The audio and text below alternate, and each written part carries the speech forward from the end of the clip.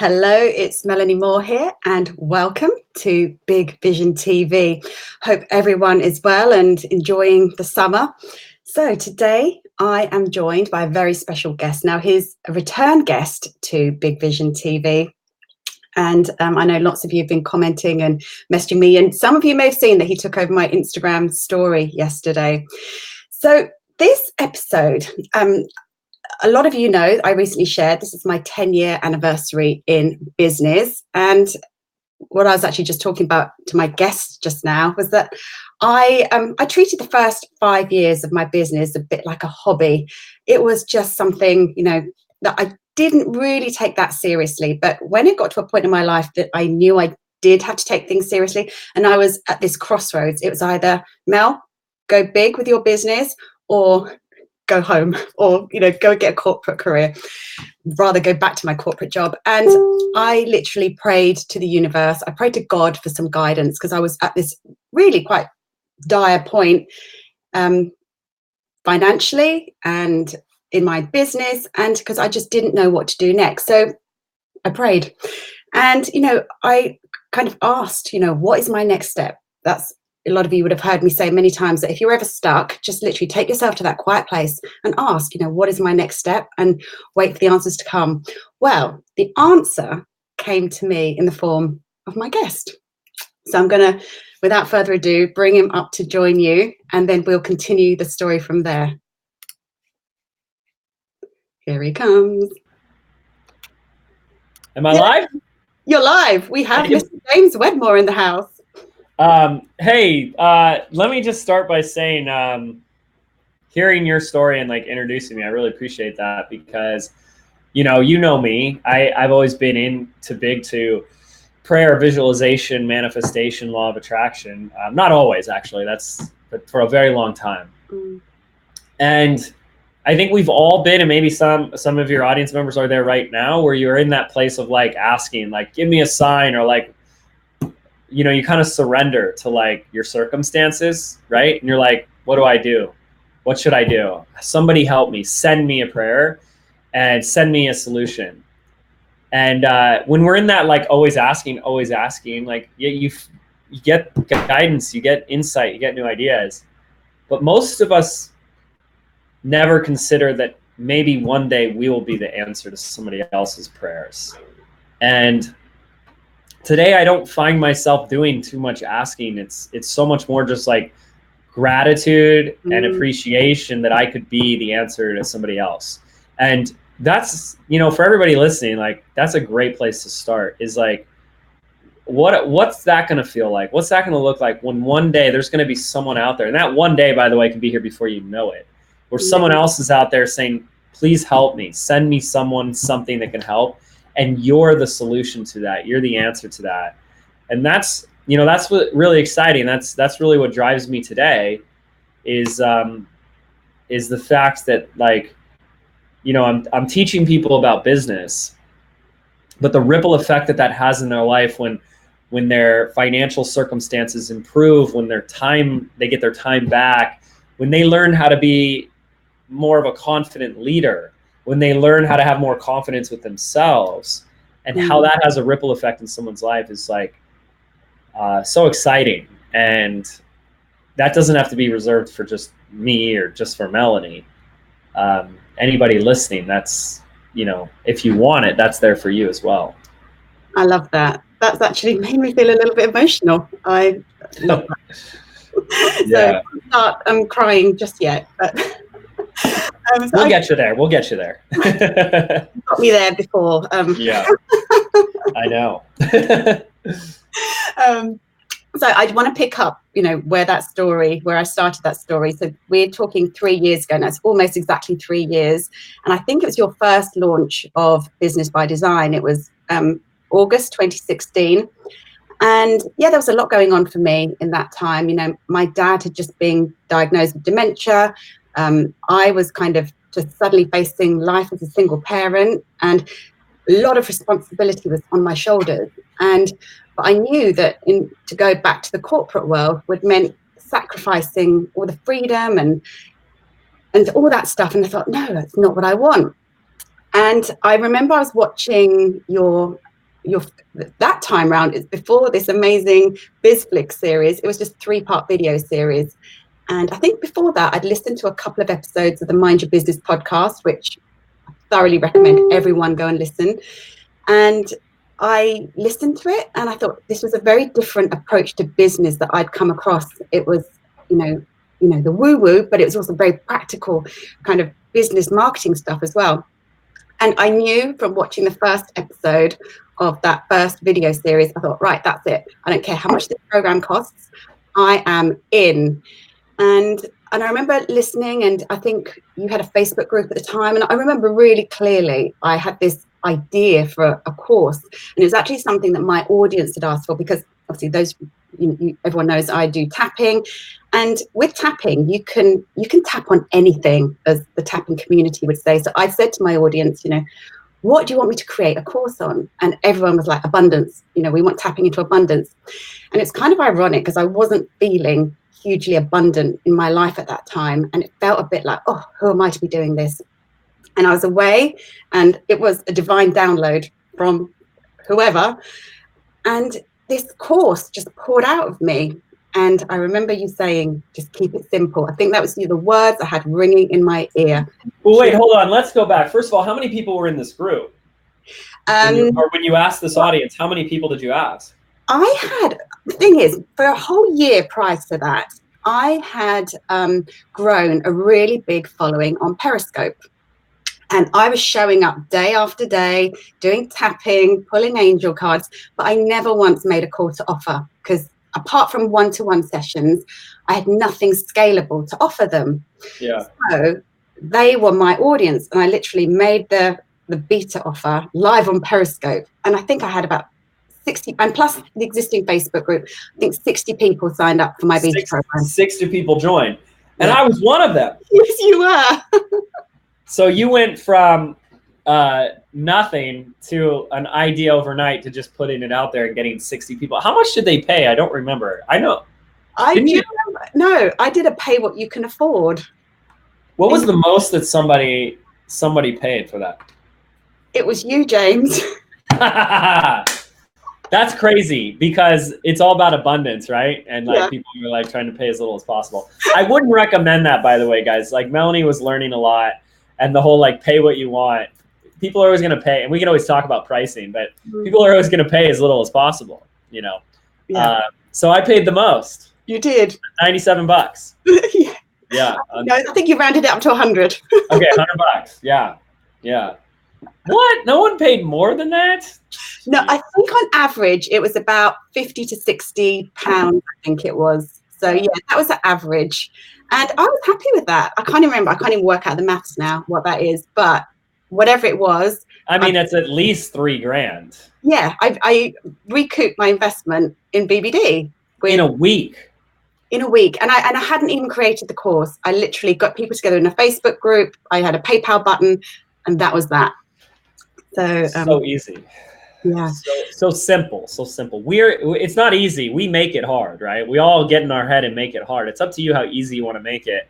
It's my job to make it simple for you guys, like I made it simple for Melanie. It's up to you if you want to make it easy or not.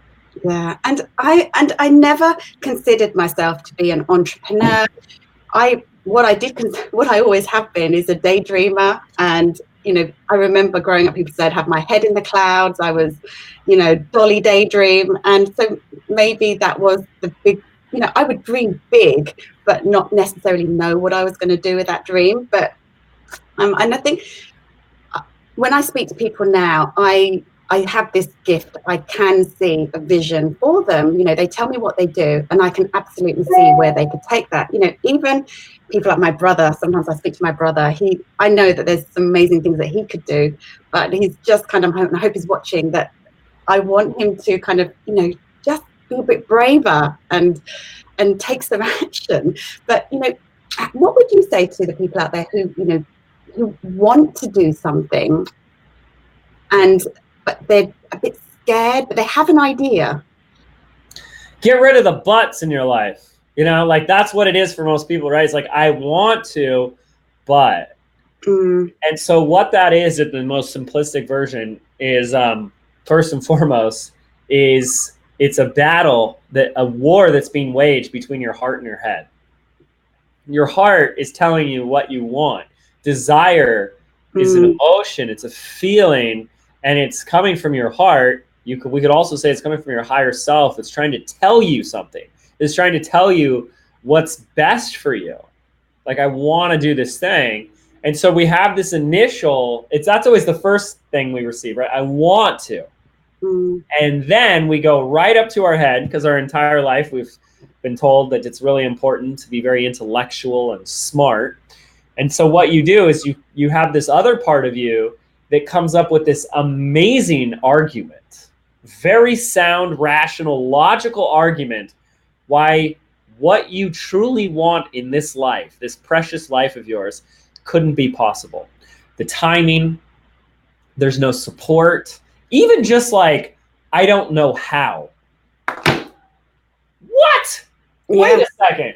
Do you realize that everything that you do in your life today, including walking, was at one time something you didn't know how to do?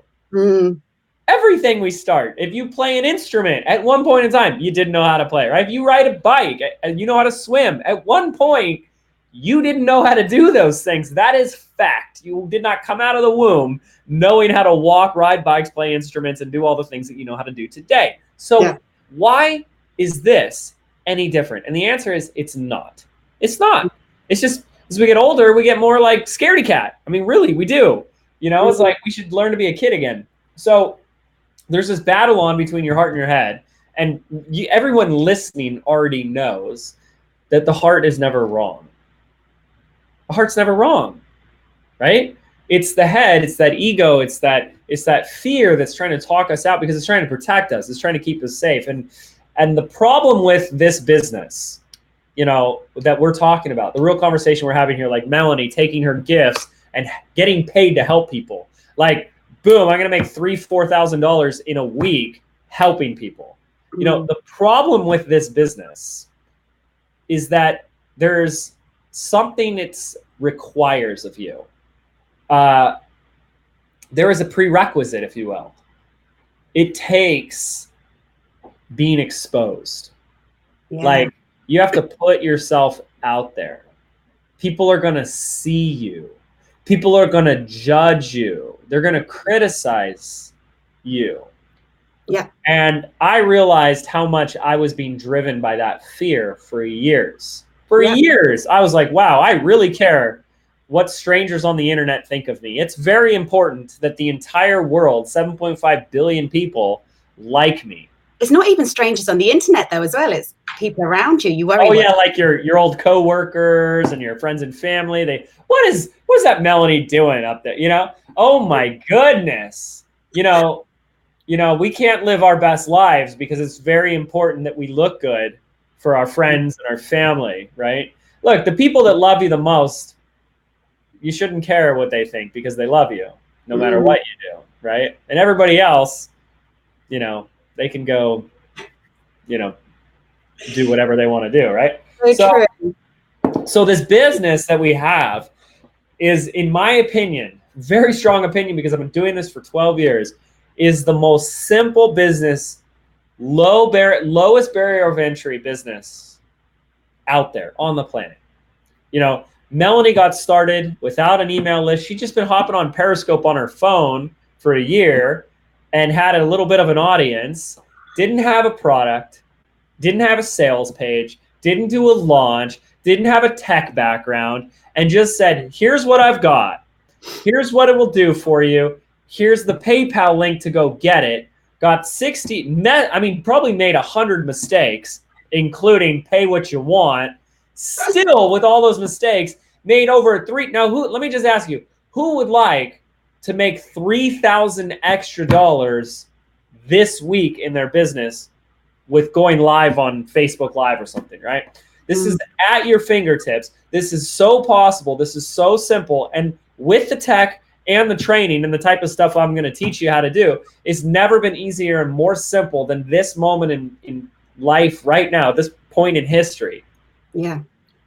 And we make it, but there is a but. And it's that we make it so tough, so scary, so complicated, because that's what humans do. We overcomplicate. You know, we get in our head because overthinking is the art of creating problems that don't exist. So I sit here and Melanie sit here and says, yeah, just go live to your audience, even if you have 10 people, and say, here's what I've got. Here's what I'll do for you. Here's how to get it. And what do? You sit there shaking, pressing that button. You're like, what will they think? What if no one shows up? What if they say no? What if they reject me? What if they hate me? What if they say bad things? OMG.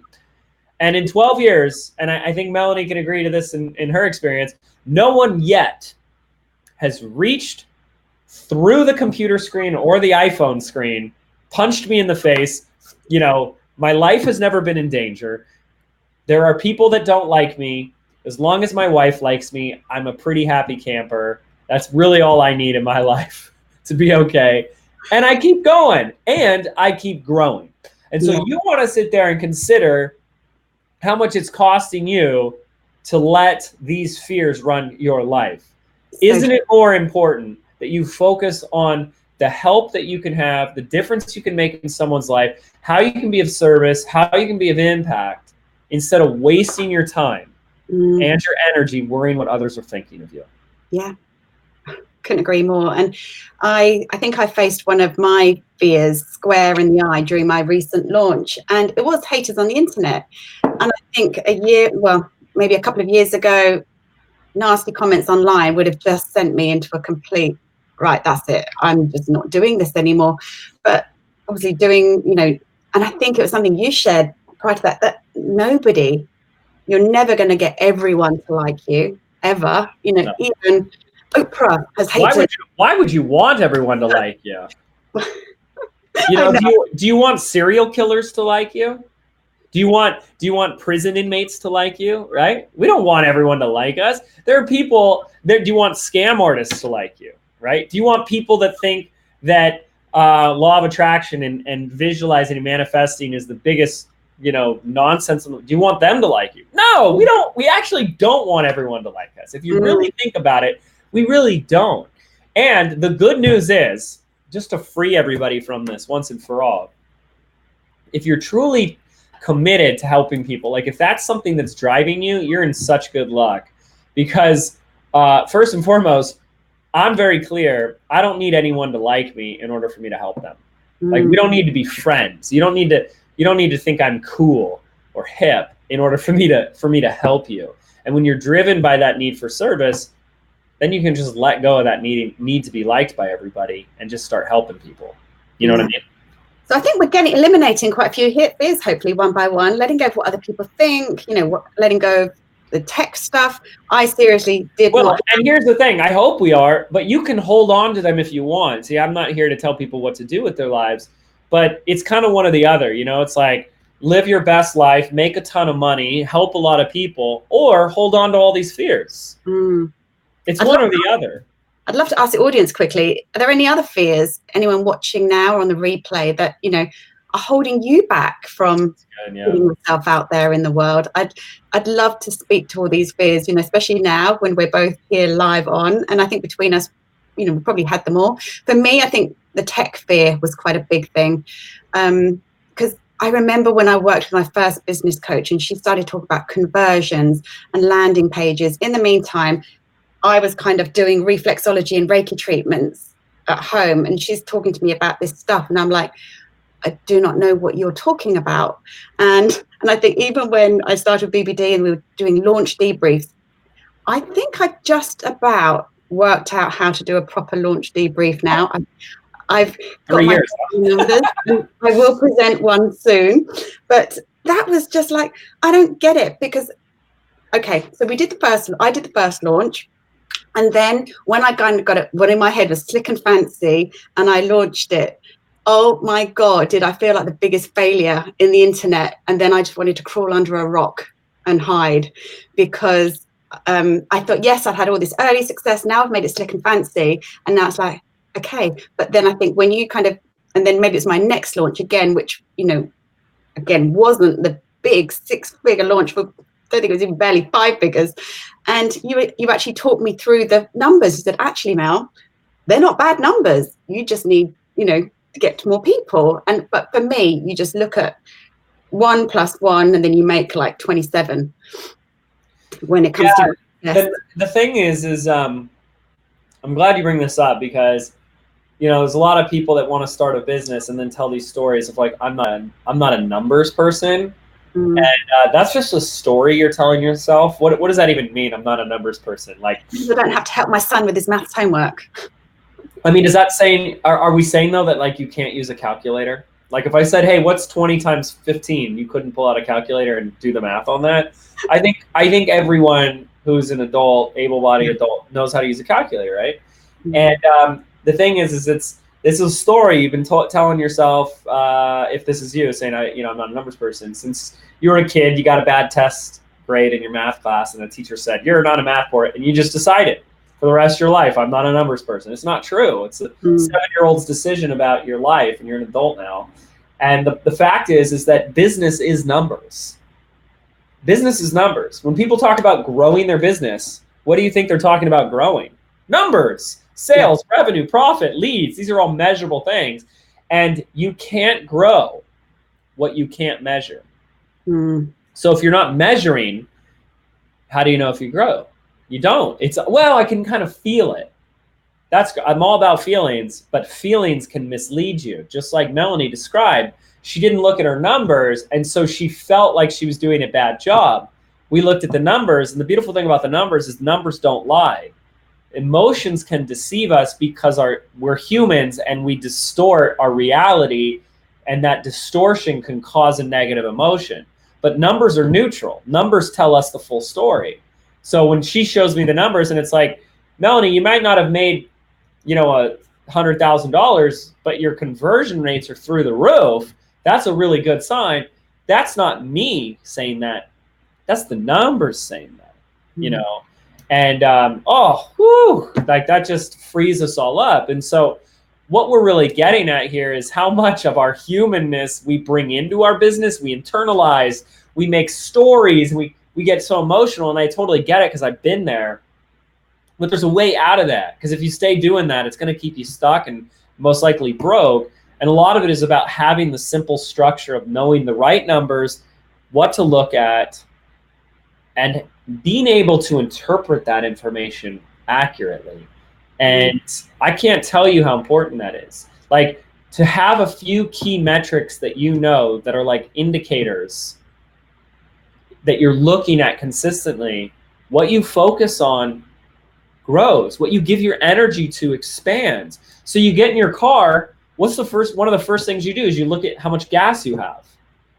How far are you going to get in your car if you choose to stop looking at how much gas is in the tank, right? Or battery juice if you have a Tesla like me. One day it's going to stop moving. You're going to be on the side of the road and you're going to say, what happened? I don't know. I failed. No, you just didn't measure how much gas you had. And because you didn't look at that metric, you didn't go and it didn't inform you that it's time to go get gas. Business is the same way. People are driving blind. I was talking about this earlier on another call. So many people are scared in their business.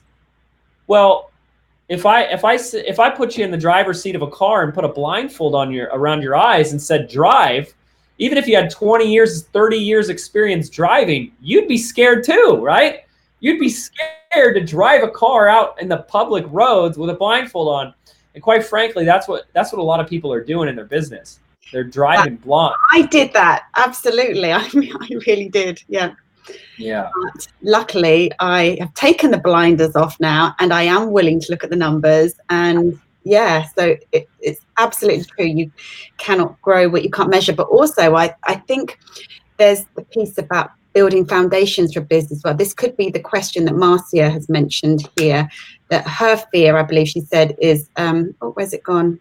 Well, while you're looking for that, I have a few that I'm reading these as well. I noticed a common theme. A few people, and like, kudos to you for like having this courage. By the way, anything I'm speaking about is from personal experience. I dealt with all of this myself, okay? Yeah. 12 years of messing up, you learn a thing or two, and it really equips you to help other people that are going through similar things. So I see a common theme of people saying, I've been hiding. Yeah. So Julie said that. That's great. I saw, who else did I saw was hiding? Said they were hiding.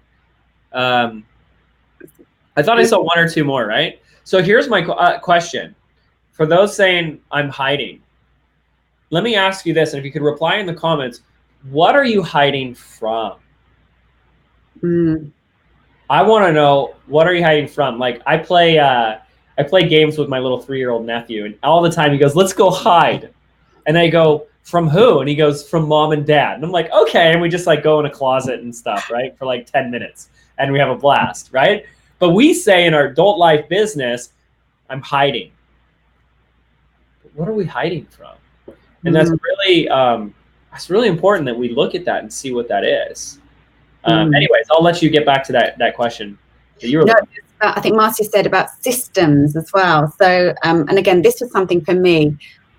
I know for a fact that the reason I couldn't have had all those huge numbers that I wanted at the beginning is because I had no systems in place. You know, I was uploading my clients manually, and I think God just gives you what you can handle. It says, right, sort out your systems, and then you can grow. That was my take on it anyway. So I guess that's another branch of the whole fear of tech thing, the fear of, because you talk about that, don't you, about systems and teams, and you're very big on processes, which I love because I'm not.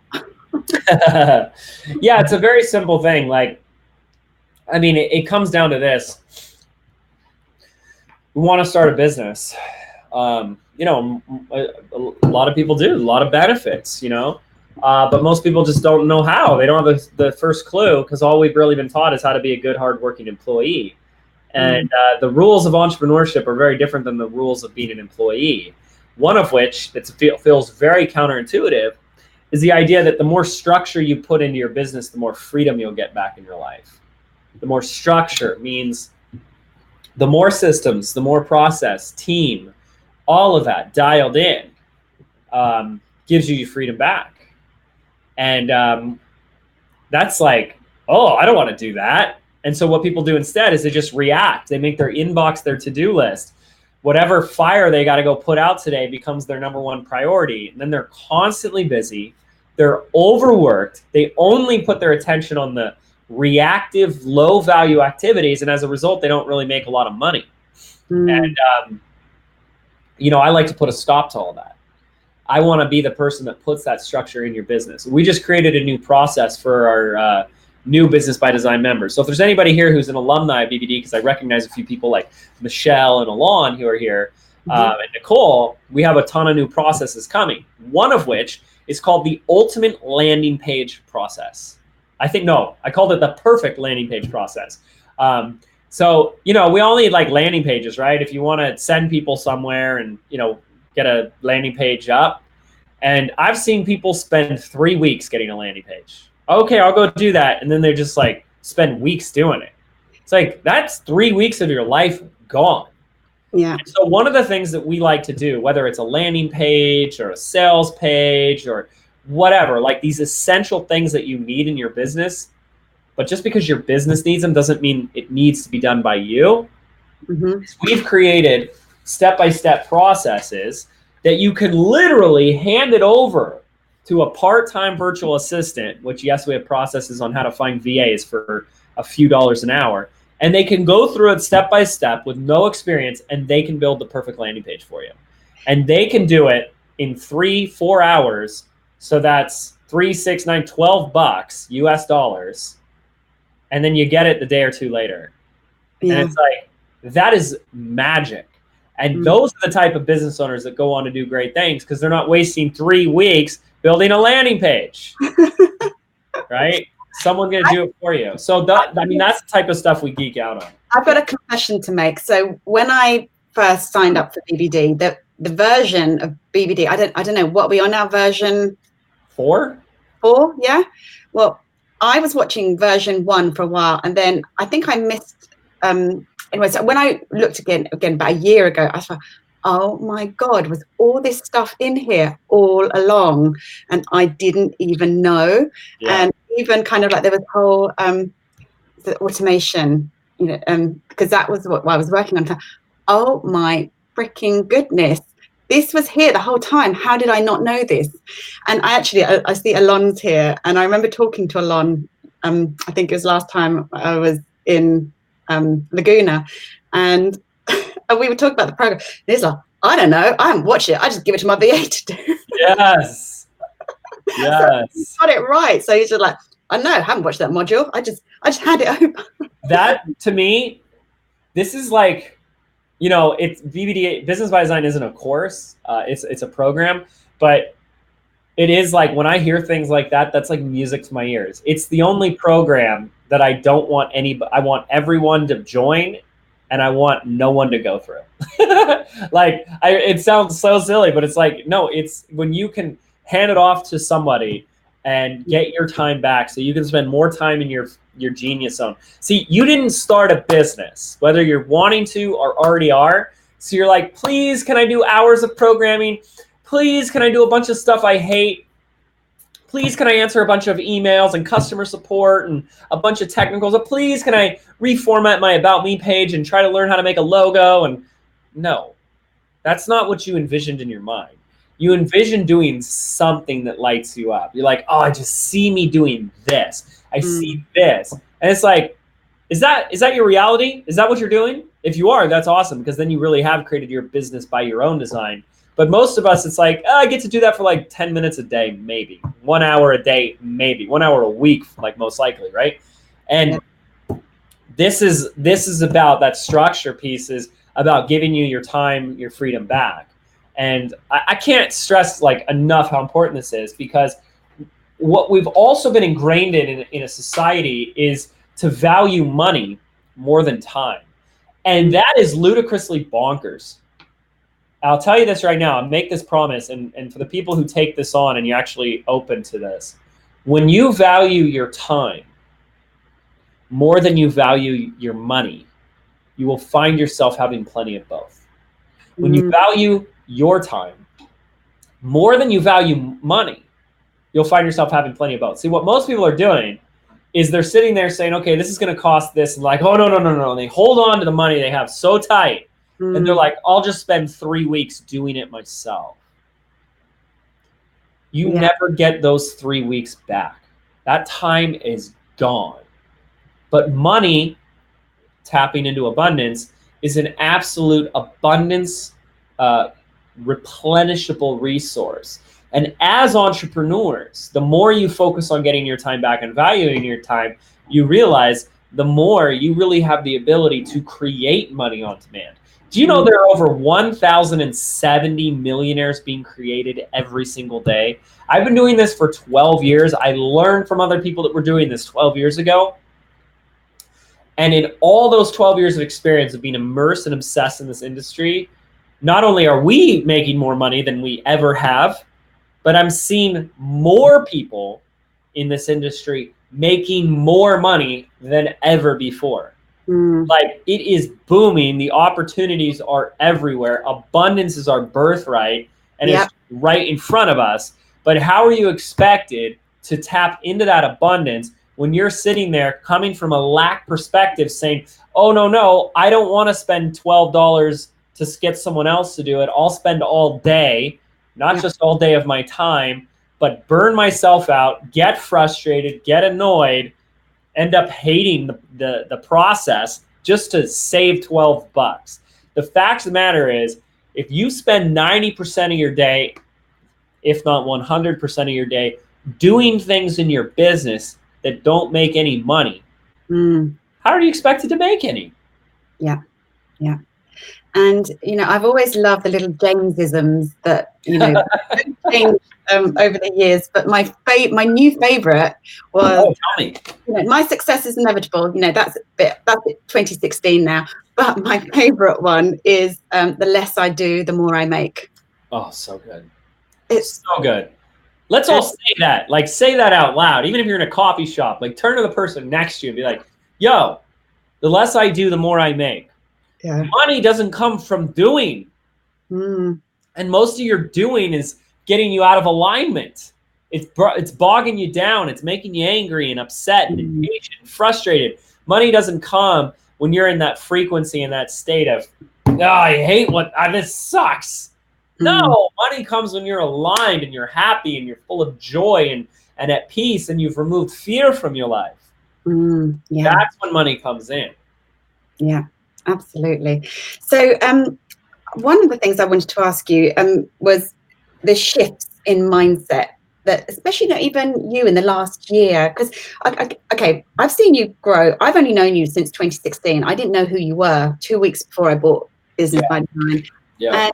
And so I've seen, you know, how BBD has grown. I've seen how BBD Live has grown, the event, and you know, I think the first fast, hasn't it? Yeah, the first BBD Live I went to, I think there was 50 of us in room in the Hotel Laguna. It was about 44 in a dingy basement, like smelled like mildew place. And it's grown this year. I'm trying to find a picture to really show something too, and I don't know if I'll be able to find it in time. This year, right now, we are set to sell out. There it is. A 600-person event. We had to get a new venue. And right now, my team is trying to convince me to take it to 800 because they said we're already going to sell out. And so that one of those first events with Melanie there was like 44 people in a smelly basement. And that was 3 years ago. And this is the biggest thing. I'll just say, what's that? Only 3 years ago. Maybe 3 years ago is that I live my life by a very simple process, axiom. It's a quote. It's just like something to live by. Inspire others through my actions. I want to be proof of what's possible for somebody else. And so that's what moves me to grow. And I want to defy time. Time is an illusion. Yeah. Okay. And why that's so exciting is how many of your stories and fears and beliefs are based on how much time you think it will take, how much time it's going to be. And I call BS to that. We took the business from 2 years ago, we were at 2 million. Last year, we took it to 8 million. This year, we're on track for a minimum of 10, maybe more. Okay. 2 years, 2 to 8 million. That's 4X a multi-million-dollar business. I love to defy time. I want to be the Roger Bannister of online business. You know, the first guy who did the 4-minute mile, right? Everyone said, not only did they have the belief that it can't be done, they had the belief. You guys have heard that story, right? Yeah. They had the belief that if a human being ran faster than a 4-minute mile, that his heart would explode or her heart would explode or whatever, right? And then a guy did it. As soon as the guy did it, everyone else did it. I want to be that for entrepreneurship, for business, for anything. I want to show people what's possible. I hope that there's someone out there that can say, this dumb kid did it. I can do it too, because Melanie didn't know me until 3 years ago and she's seen growth. But check this out. This is me on the left or whatever side. That guy, that was me when I started my business. Wow. Okay. I was 230 pounds, which is 60 pounds heavier than I am now, full of acne, full of insecurities like you wouldn't believe. But more than insecurities, it was self-loathing. Like I hated myself. And I was broke. I had nothing going for me. I graduated college and I was a gym janitor. Well, that's not entirely true. They hired me to be the front desk guy. And because you just sit there at a front desk for 8 hours a day, they kept me busy by cleaning the toilets and vacuuming the floors. And that was me. I mean, I'm just like, what? Like, this is my life now. And that shook me to my core. I was like, holy cow, I'm an adult. You know, I graduated college and I'm a janitor at a gym. I'm cleaning urine off the floor. That's my life right now. And I just decided that I was going to never settle for average, mediocre, or anything but my best potential, you know. What was the switch for you at that point? Was it just a self-imposed realization, or what did it for you? I mean, there are many kids out there who never get beyond that. You know, I wish it was just this like one little thing. To me, it's just one step after one step after, you know, one foot in front of the other. But it was a combination of like, I was really stubborn. So the stubbornness really helped because I was like, I refuse to make this my life. I refuse to put up with this. And so I was really stubborn. I was like fighting it. And and I'm a big dreamer. So I remember I'd vacuum those floors and I'd listen to like Tony Robbins audios for 3 hours while I vacuumed. And I would just fill my mind and my soul with a better future. Yeah. And that's the way. And then, like, yeah, I know you said it's so 2016, but this idea of living your life as your success is inevitable, it's one thing to take it on as a concept. It's a whole nother way when it literally becomes the view through which you experience your life. Yeah. Because how many of you here are full of fear? You're impatient. You're frustrated because it isn't happening fast enough, and you're worried it isn't going to work. That's because you don't believe your success is inevitable. If you truly believed your success is inevitable, you'd have nothing to worry about. Yeah. Because you could, in every moment, you have one of two choices: faith or fear. No, I have faith. No, you don't. If you're full of fear, you have fear. Fear is a lack of faith. It's faith or fear. And no one got to the finish line. No one got to their dream life. No one got the results they wanted operating from fear. No one got there and then gave their thank you award speech and saying, if you want it, all you got to do is be afraid enough. If you worry enough, you'll be successful. If you just get scared enough, you'll get everything you want. No, right? Everyone gets their award speech and they say, when you believe in yourself enough and you believe in your vision and you stay the path, anything's possible. We've all heard it a million times. This isn't new. But there's a big fact, and this is where I get like really passionately curious about this. I had heard all this too. We've all heard this. Anybody who accomplishes anything says you got to believe in yourself. They say these same things. Yeah. So cliche, and then we go, yeah, but what's the secret? Here's the secret. There's a difference between knowing the concept, yeah, I need to believe in myself, and actually believing in yourself. Yeah. And that's not something you need to go to rocket science boot camp class to do. It's a choice. It's a choice. Did you have early kind of like, early beliefs you think that have kind of kept me through this? The reason I was excited, I'm just reminded I have this on my wall. I don't know if you can see it. Now, when I was growing up, I wish I could go back in time and have these conversations with my dad now. But he actually made this poster for my bedroom wall, and it was these words, I can and I will. And he did it in calligraphy letter, and he framed it and he stuck it in my bedroom wall. And I woke up and I saw it every morning. Wow. And Awesome. I have had that kind of ingrained in me that I can and I will. And when I saw this sale recently, I thought, oh my God, I had that. And I love the bit at the end, watch me. That's the second bit. And so I do believe that I've kind of always had that deep, that's been one of my core beliefs, that I know I can do this and I will do this. My journey has taken me on some detours, and, asked me 20 years ago, is this how I thought my life was going to pan out? Absolutely not. But, yeah. But here's the thing too with that is you don't want planned and predictable. No. Right? Yeah. That's not what we signed up for. Like not to have had, but now I'm actually grateful for those experiences. Yeah. I'm truly grateful. Yeah. So yeah, I had all the doubt. Oh my gosh. Like I went through all of it. But there were moments like when I first found that this was like, you can start a business on the internet 12 years ago. I had made a decision at that time. I said, oh, this is for me. And I was like, I'm in. And I got really committed. And I think there's a lot of people that are living their life backwards. They're living what I call conditionally. They're saying, when I have this, then I can do that. And I'll finally be successful. When I have the time, when this makes money, when this takes off, when I get permission, when I learn all the pieces, when I get enough support, when I get validation, when I get that certificate, then I can do what I need to do and I'll finally be successful. That's how most people are living their life, and then they wonder why nothing changes. The reason nothing changes is you're letting external circumstances dictate what you say, what you do, and who you say you are. And if you're letting external circumstances dictate your decisions and actions, you have no say, you have no power, you have no control, nothing changes. You just doomed to repeat your circumstances. And I at least kind of got that back then. I just said, I'm going to do this. Mm-hmm.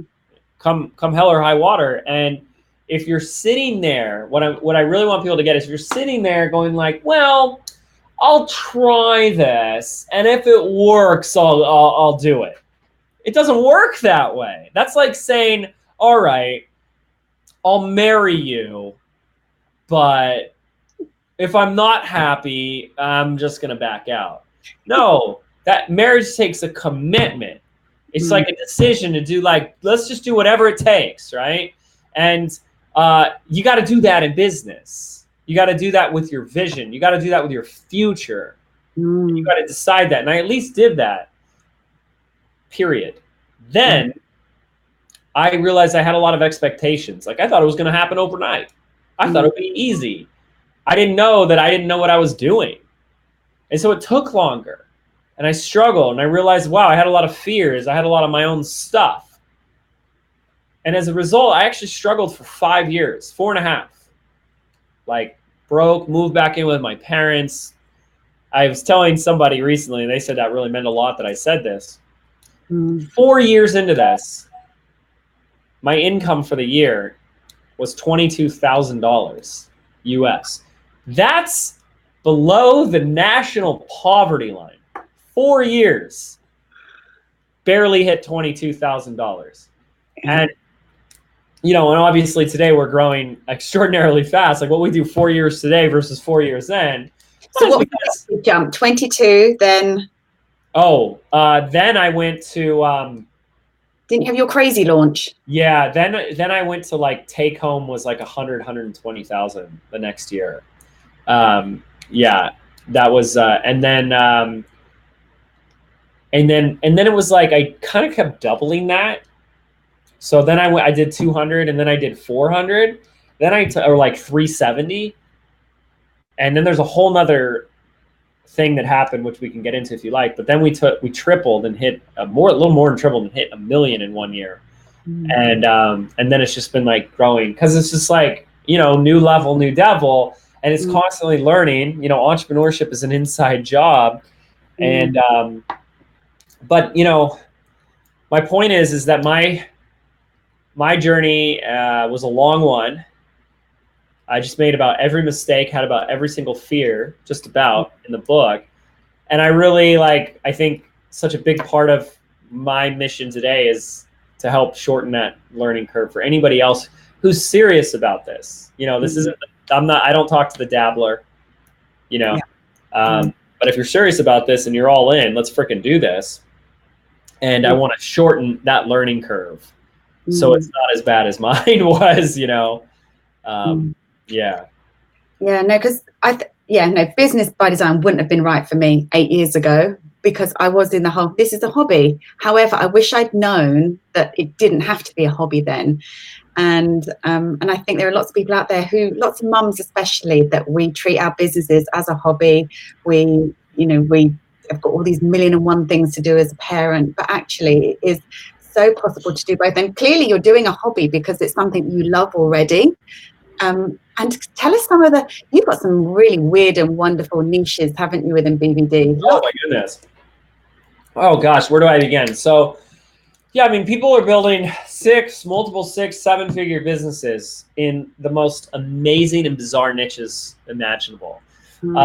Dog training, you know, obviously like fitness, you know, all kinds of weight loss, even just like diets, like sugar-free diets, to different music niches, like how to do music productions, how to do guitar lessons, meditation, you know, Pilates and yoga, spirituality, how to develop your intuition, tapping, you know, food canning. Here's what wins. Kathy Hay with corset making. How to make corsets, Victorian costume corsets. I mean, she has a multi-6-figure-a-year membership as the leading, and she's like the only one who does it, leading authority. There as well, the lashpreneur. Lashpreneur, yeah. Tara Walsh, crushing it. She helps lash artists. She has a membership for lash artists. Okay, what are some other really good ones? There's so many. And Brett James is how to live off the grid, like how to live on the land without like, normal society and stuff like that. It was unbelievable. How to be a better parent, how to be a better mom. Like, oh my goodness, life after divorce, like all these unbelievable niches. And stylists, photographers. Yep, just seeing Michelle there. Yeah, and how to grow your photography business is one of them. It's so amazing. So really, really exciting. It really is. I mean, I love it. Like, this is the future. The future is here. Forbes just released an article saying they are predicting the e-learning market, like what we're talking about, to reach $325 billion. By 2025. Now, here's the thing. I'm going to do a Google search right now. We mentally, our brains can't comprehend what a billion is. The difference between a million and a billion, like, it is a massive difference. Huge difference. What a billion looks like versus, okay. So there's a picture I just found on the internet, and if you had $1 million in $100 bills, it's like the size of maybe like a little bigger than a shoebox. Yes, I saw it in Vegas once. Yeah, $1 million in $100 bills is like putting all those $100 bills in like a shoebox, maybe 2 shoeboxes at max, right? Like this size. You could put your arms around it. Yeah. $1 billion. $1 billion in $100 bills is like 8 dishwashers or washer and dryers. Boxes this big, stacks, like 3 or 4 feet. I mean, that's crazy. Like, we can't even comprehend that. So I share that because this is like such exciting times and such exciting opportunity, because more and more this is becoming mainstream. Like 10 years ago, you didn't even consider like, wait, taking a class on the internet, learning how to do something on the what? Now we get our groceries online. We order food to our house from online. We buy everything on Amazon. And it's like, yes, you can learn online. You can coach online. You can lose weight online. You can get relationship online, psychological, like therapist advice online. And more and more people, this is just becoming the status quo, is becoming the norm, and we're the ones ahead of the curve. We're the ones that know about this. It's still such a small sliver of an industry, especially when you look at how big the planet is and how many people are on it. Yeah. And you start doing the math. I'm like, you don't need more than a fraction of 1% of that 325 billion pie to be doing pretty well for yourself. You start looking at like, wow, what if I got 1,000 members? I don't know, let's just play with the numbers, to pay me $500. That's a $500,000 a year business to get 1,000 customers, right? What if you're like, hey, what about 1,000 members paying me $27 a month? That's a $27,000 a month business times 12 is $324,000. Yeah. Even when I hit 6 figures, which I know is a big benchmark for so many entrepreneurs, that was life-changing. That was game-changing. I got to travel, work when I want, do what I want, only worked a few hours a day. It was unbelievable. I built a $500,000 a year business membership, just charging $49 a month. And I got about 1,000 people in to my membership, paying me $49 a month. And that was life-changing. And so like we can get overwhelmed and intimidated by this, or you can compare yourself to someone like me. You can realize like this is something we can get started with. The possibilities. Yeah. Yeah. And it just like, I don't know, this is always so exciting to me. The problem is you got all these fears that are going to come up that could hold you back. And most people don't know how to do it the right way. They look at some, oh, I could do this. And then they go and try to do it themselves. They do the wrong things. They do the wrong things the wrong way. And I already, don't need to tell anybody here, you do the wrong things the wrong way, you're not going to get the right results. Yeah. So there's a right way to do it. And, a really funny, ironic story. So I know that there's all these fears that keep entrepreneurs stuck. And I thought, wouldn't it be great to do a series of tapping videos just for entrepreneurs and their fears? And I created a whole bunch of them, not feeling good enough, launch failure, and 5 or 6 videos. And I stuck them all in a course. This is about 2 years ago. And I never did anything with it because I thought no one will buy it. Wow. And you needed to take the course yourself. No, I'm okay with it now. The thing is, actually, I've just thought this is really good content in here, and this is coming back to life. And yeah, it's in the hands of a few people now, but it's I can see there's a lot of people need it because there are these so many ridiculous fears. So Alison said here, how did you move through your fears? I think Okay, here's the simple answer. I'm gonna give a couple. First of all, when your vision, like the dreams you have, when that is about something that's bigger than you, like making a difference in somebody's life and actually helping people, when your vision is coming from your heart and your heart is about being of service and making a difference, when it's bigger than you, it has the power to overpower any of your fears, because you realize all your fears are friggin' selfish. Look how selfish your fears are. Hey, I know there's someone out there that needs my help. I know there's somebody out there that's in pain, that's suffering, that's in a dark place. But hey, I don't want to look bad. I don't want anyone to judge me. I don't want anyone to criticize me. I don't want anyone to think I make mistakes. I want everyone to think I'm perfect.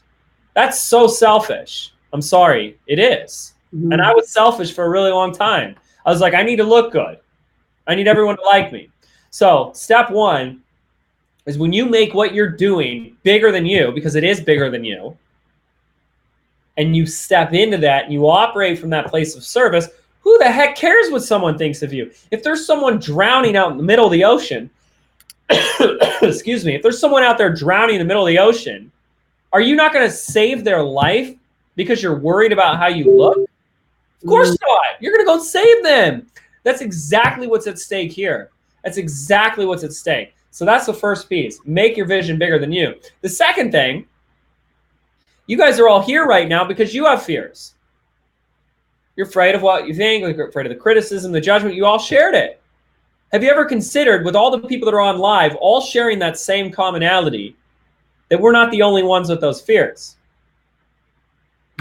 Everyone has them. Everyone is afraid of being judged and criticized. Yeah. So I just want you to consider that for a moment. You're afraid of being judged and criticized by who? By somebody else who's petrified of being judged and criticized. Have you ever considered that the only reason that they're judging and criticizing you is because they're threatened by you? They're literally afraid of you. They're afraid of you because you're doing what they wish they could be doing. And they don't like that about you. They don't like that you're living your best life while they're stuck in their fear and their comfort zone. So what are they going to do? They're going to try and knock you down because they're afraid. They are literally threatened by you. Yeah. So when I got both of those things, we grew. And that's how I've been able to grow. Today, I know that there's fears in the head, and then there's my heart, and my heart never lies, so I just choose to listen to my heart. You can listen to that monkey mind ego voice that's trying to protect you, is trying to keep you in your comfort zone and live an average, mediocre, small life. For me, that's what I was doing for a very long time. Or you can just listen to your heart. You can listen to that higher part of you that's trying to nudge you, trying to tell you where to go and what to do. Or not, but that's our choice. That's beautiful, like free will. Life is choice. Choose, choose fear, choose faith. Yeah. And you can feel that fear and have the faith in knowing that it's going to be okay anyway, that you do it anyways. Because really, like I said, what are you hiding from? What are we worried about anyway? What's really going to happen? Your life is not in danger because you do a Facebook Live and say, hey, come join my program. Nothing's actually going to happen to you. Yeah. Yeah. And oh my God, James, I could literally talk to you all night, and I'm sure the audience would love to listen this all night, but I want to be respectful of your time. But can you just tell us quickly, if you've loved what James had to say and you are new to him, I'd say firstly, go and check out the Mind Your Business podcast. But James has something quite exciting coming up. So can you tell us about the video series, which I've been having a little watch this afternoon, and I was allowed to say that? Yeah. Yeah, tell us about it. the video. Right? It's good. It's so good. And it's different as well. I don't think people realize it's actually brand new this year. Oh, yeah. Brand new. Better than last year's. Okay. If you want to have and sell any type of digital product, it really doesn't matter. You want a group coaching program? You want to get one-on-one clients right now, virtual, in person? You want to have an online course, a membership, retreats, workshops? It all follows the same process. It's about productizing your knowledge, your gifts, your experience, and making that once and getting it into the hands of thousands. This is what I've been doing for 12 years.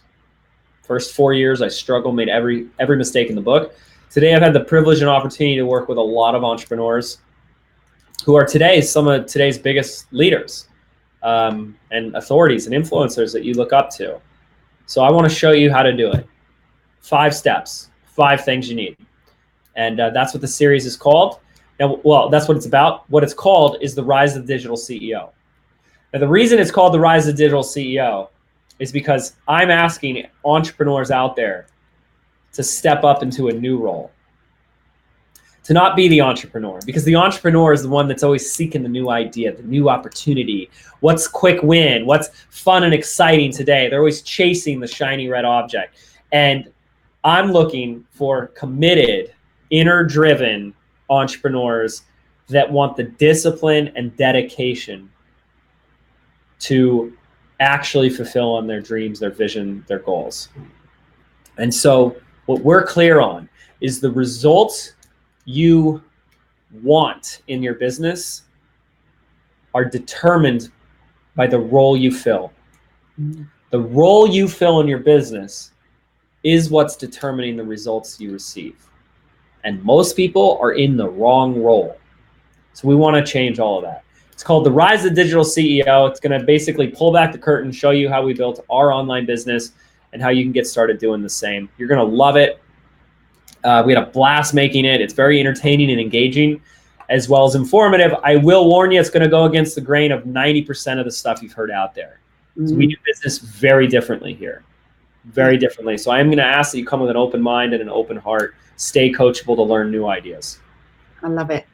And so I think the trailer is available now. The link is actually in the title of this broadcast.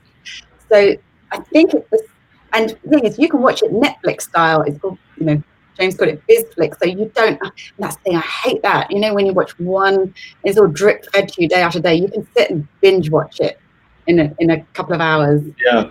And I think, so the trailer is available. You can sign up for it. And actually, I think there's a book as well, isn't it? The Hardwired for Entrepreneurship. Yeah, I have a book you can grab right now called Hardwired for Entrepreneurship. It basically starts with the premise that we weren't taught how to be entrepreneurs. So if entrepreneurship has been really challenging for you, it's because you got the wrong programming. We were given the programming of being good little hardworking, permission-seeking employees. And you got to it's time to let go of that, right? Like, isn't it true, Melanie? You can look at your corporate life, your old corporate life, and you can look at who you are as a digital CEO now, and you had to be. It's two completely different games. The rules are different. Yeah, everything's different, right? Totally, night and day. And I never dreamt that this kind of life, would be possible. Even, I thought I was being clever by scaling my business, from one-to-one, hands-on with people, to, one-to-many in a room full of people. But then when I kind of thought, actually, what if I did that one-to-many virtually? Oh my God, was that, the vision board workshops. I now I don't do them in person anymore, unless you want to pay me a lot of money and I'll come and do your own bespoke vision board workshop. I just don't do them anymore. I can teach exactly the same content live online that I did in a hotel room. Yep. It's life-changing, absolutely life-changing. Yeah. So I want to show you guys how to do that. Yes. So stick with us for the next, couple of weeks. Watch the series, and there's so much more goodness to come. This was just the tip of the iceberg tonight, and I'm so appreciative. Thank you so much for your time this evening, James. I think everyone's Of course. It's been wonderful catching up with you as well. Yeah, and thank you guys for listening and sticking around with us. It's been wonderful. Thank you so much, James. So same again next year. Yeah. See you, Melanie. Goodbye, you guys. Take care. Thank you, everyone. Bye for now.